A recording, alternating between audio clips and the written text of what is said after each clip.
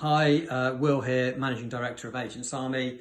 Back again with my series of quality control videos where I give you some tips and ideas on how you can increase the standards or the quality of work that's happening in your company. Particularly relevant for service businesses, but I hope anybody that's watching this can get some value.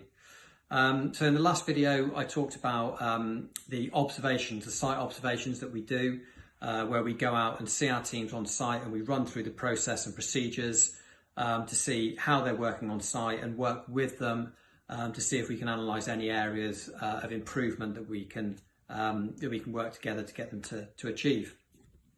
But as I said at the end of the last video, that comes with a problem, and the problem is that teams and individuals always do their best work when they're being observed. So the data that you're getting from that is how that team or how that individual works at their very best. So I'm going to talk to you today about what we do to get around that and how we find out what a team's real daily standards are. And so it's very simple. We do blind spot checks. So after a clean or a maintenance job has gone ahead, we do about 10 or 12 spot checks per week, where we go out, we go to the property after they've finished without them knowing, and we go and check against our specification to see whether it's being done towards our standards. The great thing about this, like I say, is you get to understand a team or an individual's real standards, how they're working when they don't think they're being checked. So it really helps. We're able to spend a load of time on site, going into great detail, checking everything to see whether we believe that job has been done to the standards that we think it should be done to.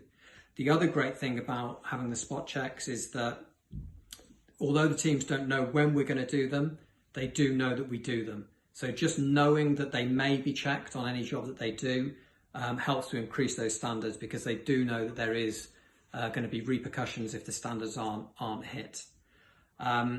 Once we've got that information, and the crucial thing is to measure and track that information over time. So when we know how one team's done, we're able to measure over time if they're getting better or worse. And I think that's the next question is, well, how do we benchmark our standards? We talked about going in and checking, but what are we checking about? How do we do the benchmarking? I think that's crucial for anybody that wants to improve standards. You have to have a benchmark. In the next video, I'll talk about how we do that.